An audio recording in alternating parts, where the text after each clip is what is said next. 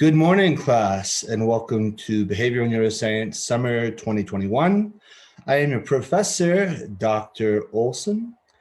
I have been studying behavioral neuroscience for a long time. I primarily study the role of dopamine neurotransmission in a variety of motivated behaviors, particularly those focusing around drug abuse. I, earned my PhD at Wake Forest School of Medicine in neuroscience, and it is, something that I've published over 40 papers on. I am happily married to Dr. Lindsay Hamilton, if you know her, and have two young kids, age 6 and 9, who I am about to bring to the pool. I'm doing the blazer thing with the swim trunks and swim shirt underneath. Interesting, like a UV protective shirt with a hood, so keeps me from getting burnt. But my wife is currently in Boston, so I am doing a lot of more childcare than normal even, but that is okay. And one of the benefits of the asynchronous online class, like this one. So I believe, and I've designed this class to maximize flexibility. I believe that regardless of whether or not you're caring for children, have two other jobs, are caring for a sick parent, all of these things I think can be accommodated with the sort of flexible asynchronous online format. So now let's start in just the course shell so I can orient you to this. Here's what you will see when you log in. There are really just three main links here. First is the virtual office. Here's where I would love you to post questions. I will, of course, respond to email, but I will be most responsive here. I monitor this 24/7, and I like it because it is efficient and it allows everyone to benefit from my answers rather than just the person asking the questions. I am happy to schedule individual Zoom meetings as necessary. So then if you go to the table of contents, you will see that the course is really split into 8 modules. The first on really a little bit of review, but then also we'll get into how we process pain and touch at the sort of larger neural level. We'll then touch on the action potential and apply that in the form of epileptiform activity or epilepsy. We'll then go over movement and motor systems. We'll then compare and contrast the sympathetic and parasympathetic nervous system and apply that a little bit into considering facial expressions, aggression, and fear. Then we'll go over neuropharmacology, psychiatric disease, and drug abuse. Then psychopathology and neurosurgery, hormones, homeostasis, and food and thirst regulation, and finally LTP, memory learning. Within each module, if you click on one, everything should already be laid out there for you. It really just redirects you to that specific module. So within one, you're going to see a series of links of my chunked lectures. And you will also see information about what I'm calling a critical analysis. This will either be research articles, a TED Talk, a seminar series from experts. But all of this is meant to be thought-provoking. So rather than just studying content from the book, I want about half of the class to be devoted to deep thinking of bigger picture ideas that there's not really a perfect answer to, but it's something that I think you will enjoy reflecting on. I've also tried to pick an array of categories and topics that I think will appeal to, at least something will appeal to everybody in the class, hopefully. The first one's really geared toward the large number of, clinically oriented students. the neuroscience of mindfulness. You've probably talked about mindfulness in some of your classes, but what about the neuroscience of mindfulness? Then we will go over, let's see, what is this one on?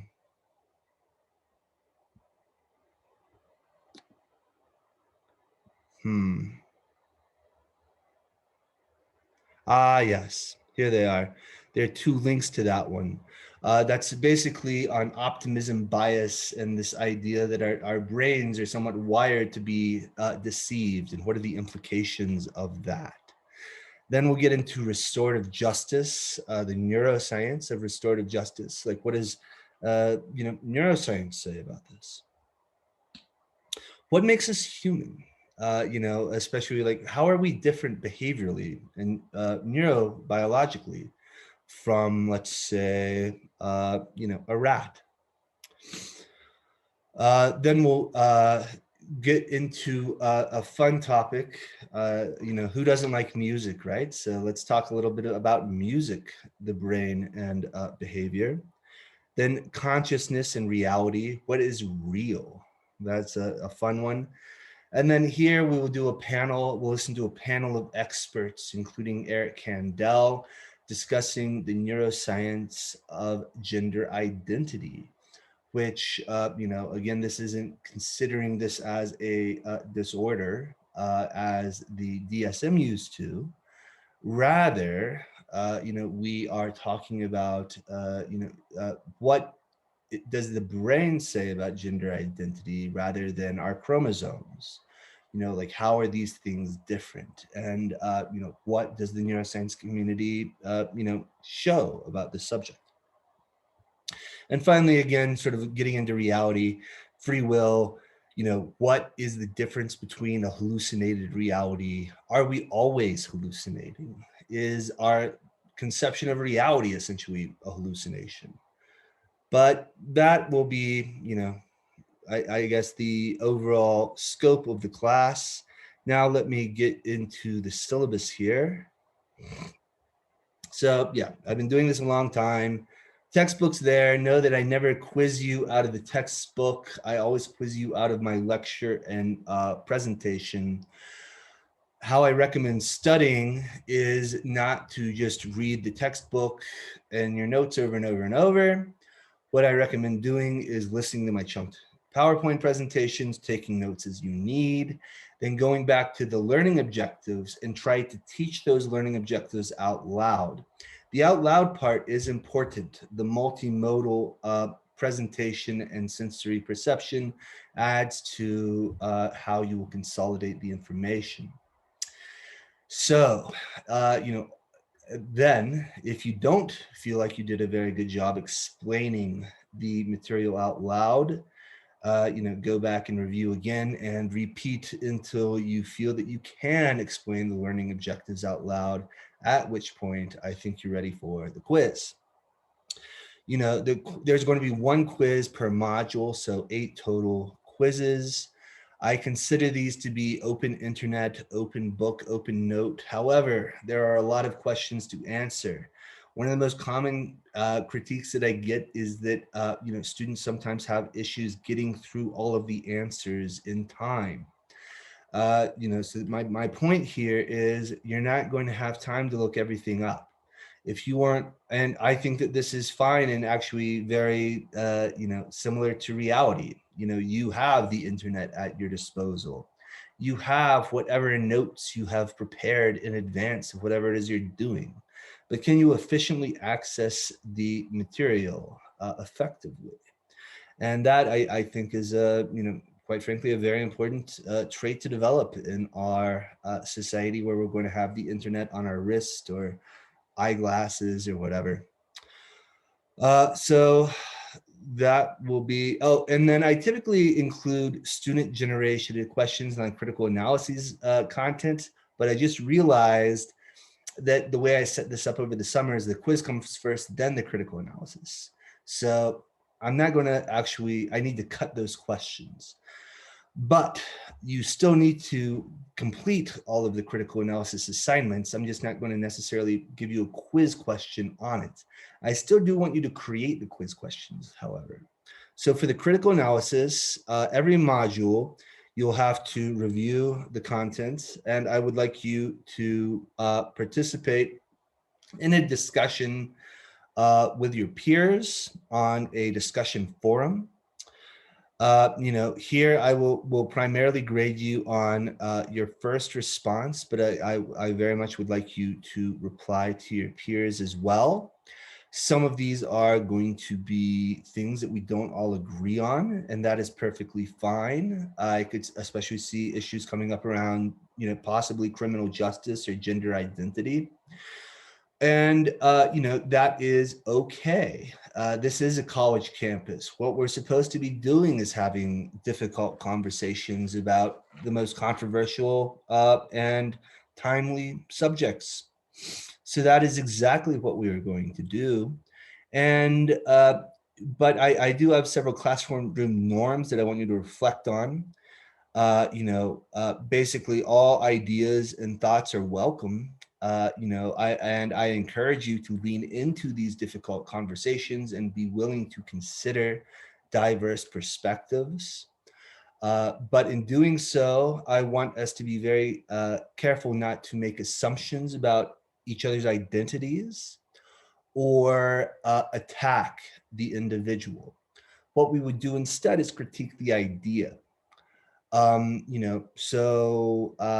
Yeah, I mean, maybe someone is very much opposed, and maybe they themselves are not even opposed. Maybe they're trying out an idea that,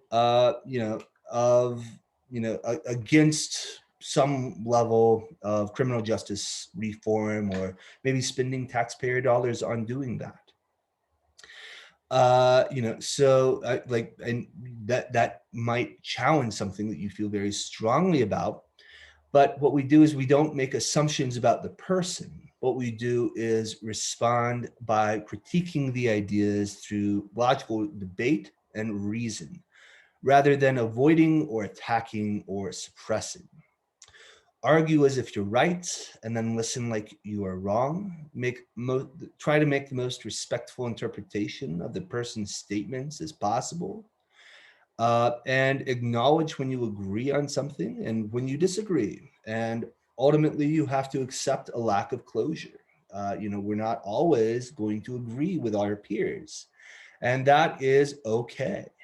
As long as you know how to, and frankly, I think that is very important. My point of all of this is that interacting with and accepting the existence of multiple perspectives not only facilitates deep learning, it challenges your conception of reality, which, as you might learn, is all crazy anyway, not really completely even understood. But this also helps you develop transferable skills that will help you thrive in a competitive, open, and multicultural society filled with diverse views. So in addition to the critical analysis discussions, I would like you to create 3 multiple choice questions every module on that content. I have found, and there's a literature on this, that creating the question helps you consolidate and think about the material better than answering them.